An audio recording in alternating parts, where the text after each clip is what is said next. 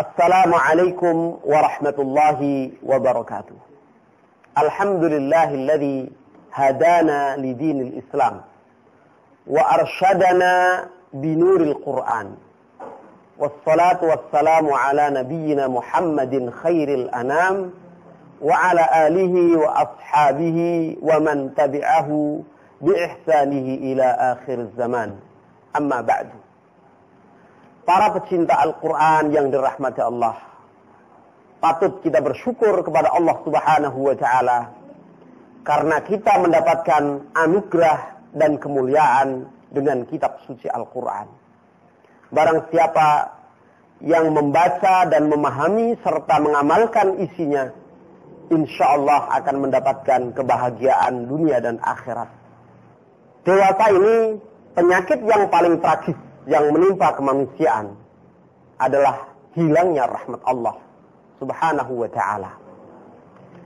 Sebab dengan hilangnya rahmat Allah dari dada manusia, dari kehidupan rumah tangga, dari kehidupan sosial dan masyarakat, maka banyak terjadi konflik-konflik baik yang bersifat domestik, konflik suami istri, bapak terhadap anak, anak terhadap bapak, apalagi konflik-konflik yang bersifat sosial dan yang bersifat massal. Salah satu penyebabnya adalah karena kaum beriman telah jauh dari Al-Quran. Karena Al-Quran adalah merupakan sarana yang Allah berikan untuk menghadirkan rahmat Allah Subhanahu wa Ta'ala. Maka dengan membaca Al-Quran, insya Allah rahmat Allah dapat kita hadirkan ke dalam hati kita, dapat kita hadirkan di tengah keluarga kita, dan kemudian Al-Quran akan menjadi rahmatan lil alamin.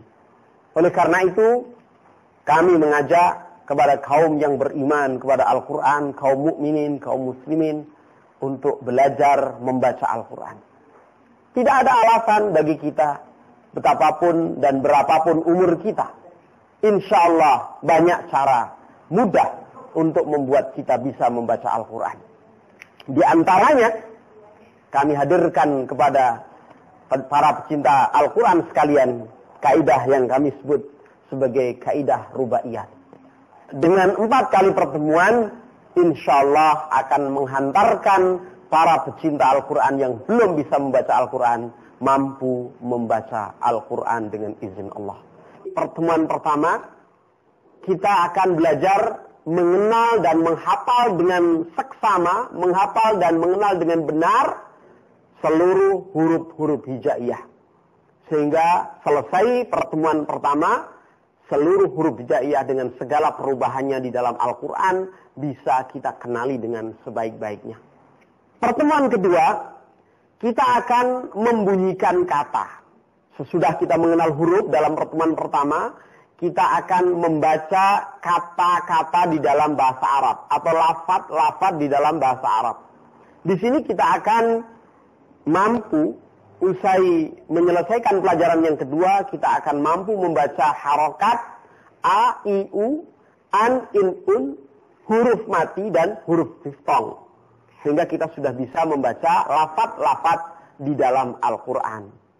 Selanjutnya pertemuan ketiga, kita akan dibimbing atau diajak untuk belajar bagaimana membaca kata-kata yang telah tersusun dalam sebuah kalimat atau kalimat-kalimat yang membentuk ayat-ayat di dalam Al-Quran. Maka di sana kita mulai belajar membaca Al-Quran sebenarnya. Sehingga dalam pertemuan ketiga, insya Allah kita sudah mulai bisa membaca Al-Quran. Kita sudah bisa membaca kalimat-kalimat yang bersambung atau kata-kata yang bersambung di dalam Al-Quran. Dalam pertemuan keempat, para pecinta Al-Quran akan dibimbing, akan diajak untuk betul-betul mempraktekkan bacaan Al-Quran itu bagaimana. Sehingga kita sudah bisa mulai membaca ayat-ayat Al-Quran, memulai bacaan dan menghentikan bacaan, mengenal tanda baca, bagaimana kita harus berhenti, bagaimana kita harus mulai membaca. Intinya bahwa insya Allah dengan menyelesaikan Pelajaran yang keempat, berarti kita sudah mampu membaca Al-Quran insyaallah dengan kaidah rubaiyah.